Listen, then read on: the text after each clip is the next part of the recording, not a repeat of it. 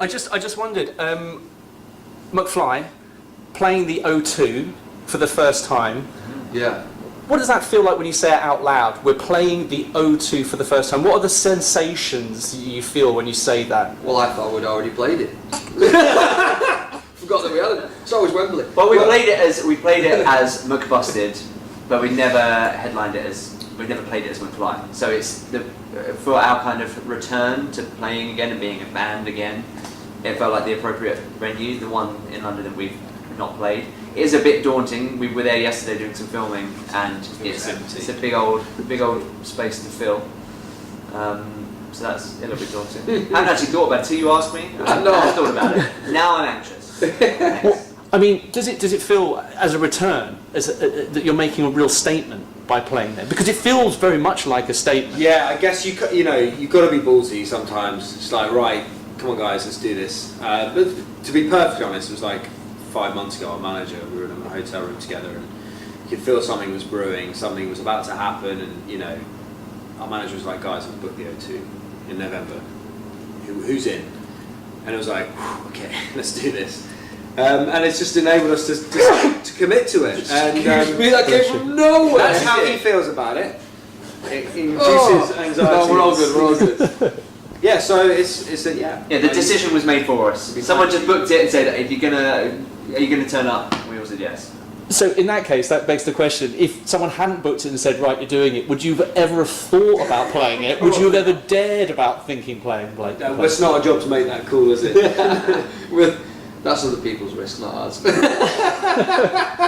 We just do what we're told.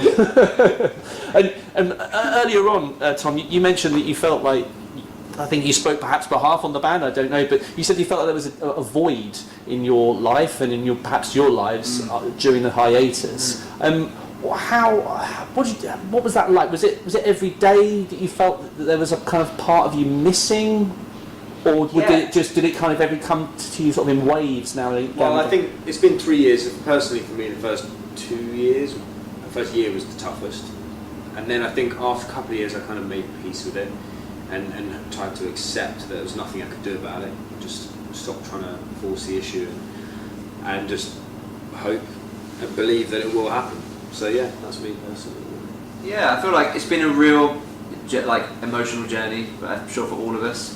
Trying to figure out what happened to us and why the band wasn't happening. And I feel like at first, I almost found it easier at first, just to be like, I don't think it's gonna. I've just got to get on because it's not gonna happen. And then it just suddenly the realization of that. There were like moments where I'd see something about McFly. Actually, one of the most emotional moments was I saw a performance of us, and I looked at my guitar and it was sitting on my wall. No, it was in the case. The guitar case was next to my wall, and I was like, I've been on such an amazing journey with that guitar. I travelled all around the world playing with you guys, and now it's just sitting, gathering dust in the corner of my room. And I suddenly felt like this overwhelming sadness of like, what are we, like, where's the band? Like, what are we doing? So it's been a real kind of emotional journey. When cab drivers asked me what I did for a living, I changed musician to magician, and that just stopped them asking any more questions. Did you really? It's a good story though. Yeah, It's a good choice. Because you could then disappear without paying. And they'd be like, wow, what happened there? Sorry to kind of like give you maybe a thought of how much you could have saved on cab fares. And you also talked about your friendship as well, about how it reached quite a low point during that period, or was it? How bad was it, if you don't mind me asking? Was it literally ignoring phone calls, texts? Was it just not even reaching out to one another? Yeah, it's more lack of communication, really, wasn't it? Yeah, and more a case of just not reaching out to each other and just being missing. Like when you're in a band and functioning as a band, we were with each other all the time. Like for the first bit of the band, we were living with each other, and even then after that we lived next door to each other. So after an interview, we'd all get in the same car, we'd all go back to the same house or next door to each other, then we'd all go out for dinner, then we'd all hang out at each other's houses, we'd go to bed and we'd do the same again. So suddenly not having that, you just don't know how to communicate properly. And then when there are slight underlying issues that you don't communicate, it just builds up, and you start inventing issues that aren't even there. And the problem, I guess, was just not knowing how to deal with that and not knowing the journey out. We all knew we didn't want the band to end, Like, you know, none of us wanted. That's why we never officially split up, because none of us wanted that. We all wanted the band to happen. Yeah, I think we learned how to communicate on a professional, creative level, but on an emotional level, especially being away. It's alright if, like, we'd have, you know, a flare up every now and again that's like, mate, screw you or whatever, but it was over something really simple. But being away, like Tom said, and you create, it's like, you know, a relationship or whatever, and your partner's out and you're like, oh, you know, whatever. You just answering my text. She's not answering my calls, What's she but doing? she's alright. You know, you start thinking that something's wrong. It's that thing of like, oh. It's interesting you talk about sort of replacing the personal relationship in the context of a business relationship, because obviously you've been together for such a long time, you've been friends for such a long time.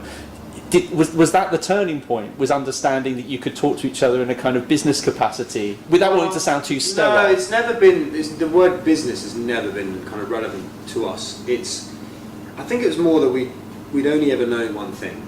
We'd met each other and immediately been in a band together, and we immediately became like great mates, best mates, and then started experiencing things that is like a 1 in a billion thing to experience, and we shared that together, and it was so much fun, and you know, the roots just grew deeper and more entwined, you know, and it was like, felt like this unbreakable bond. But you know, there's also, we're not good at talking, so when things kind of start to bubble, it just builds and builds and builds, and for so many intricate little reasons there were issues that started to appear, and weeds started to grow between the roots, and you know, and now kind of it's, you know, it's not just friendship, it's like, you share so much, you share personal, like friendship, you know, creative, like a little bit of business, but you know, fans, family, friends, you share everything, and it's a very delicate thing, it's a very special thing, and Tom's right, when you're not in that and you're apart, it's not looked after. Those things aren't looked after, and I think it's communication. That's a simple thing, is you turn up, you've had a bad day, without saying it, no one knows. So you've got to say like, oh, we go through it together, and when you're not together, you don't go through that together, so you don't know. You don't know those things, you know, and we've been through so much outside of it and inside of it, so it's like, you've got to. That's why I think the closest thing to compare it to is a marriage, and not only that, it's a marriage between 4 people. And not just us, it's with a band that unites us all and the fans. So it's this huge, weird, complicated dynamic that's so fragile and precious. And it's always great when we're together. Yeah. The only time it starts to, like, you know, get weird is like when there's time apart, and like, why is this happening? Why's that happening? That's why it's a bit like when a married couple have a break, but they don't get divorced and start questioning and then the jealousy starts. You're questioning what's happening with the other one. They're off with their friend group and I'm not there, and what's going on. And that is literally what it felt like, and not communicating properly during that period, but knowing you still love that person and you don't ever want to get divorced. Like, that's what the band has felt like, and we just didn't know how to get back to McFly. We needed someone to help guide us there. Sorry to interrupt. I was going to say, so in a really crass way, is this like the makeup sex? Is this the makeup sex? Well, I use the metaphor renewing our vows, but I think I prefer yours. Yeah, that's what the O2 is. But it's a whoa too. and I just want to ask about the lost songs as well. Were these things niggling away at you? Massively. Yes. Were they just Like, there? They've been niggling at me for years, and it's 9 been, years worth. Yeah, and you got writing new songs and getting new songs that you're excited about is the most awesome thing about being in a band, and then to suddenly not have anyone hear them is the most frustrating thing. And we kind of reluctantly, you know, put them on the shelf for McBusted, because at first we didn't know what McBusted was. It was like, really, we're shelving that? Like, but then when McBusted got out of control, it was like, okay, we kind of have to run with this.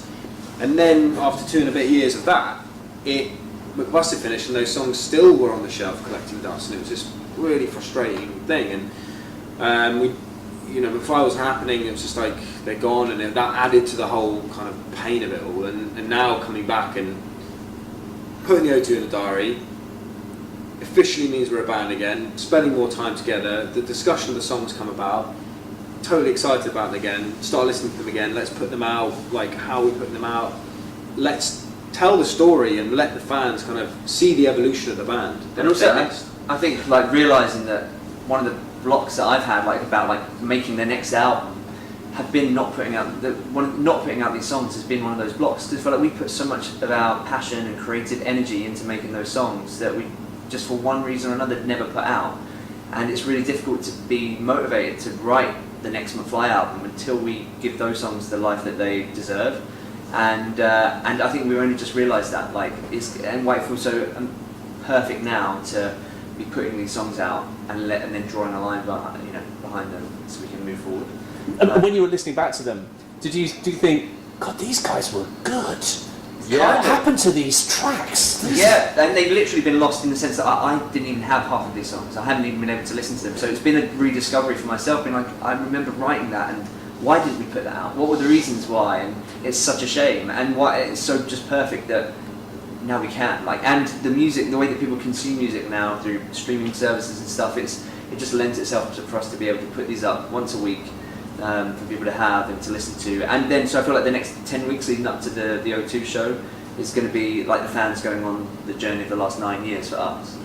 I mean, with regard to these songs and then being able to move on to the next album, I mean, are there notes being shared, little riffs being shared? Well, I think like that's what the beauty of McFly is, that we have to be in McFly for other songs to happen, you know. And Tom put it well just a few minutes ago about, like, actually it was in a different interview, wasn't it? But, No, you steal it for this one. Sorry mate, I'll steal it for that one. We'll edit this and you'll look like the genius who's come up with this line. Is that we need to be in McFly, so like we need to know what, you know, Dougie's listening to, Tom's listening to, I'm listening to, Harry's listening to. We can't just write a song randomly and go, that's our single.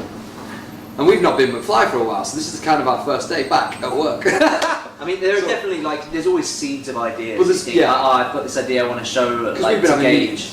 The last trip we went on to write was when we weren't really a band, and everyone's heads were in completely different places, and people were playing songs, and we were playing this one and that one. It's like, what is this? Who are we? This is so, and it became like it just highlighted the issues. And so now, personally, everything's better. Everyone's more relaxed. It's more chilled, and it's exciting again. And it's like everyone's more accepting and listening, and it's kind of that's when I think that, you know, that's the time everything's kind of ready to go and right.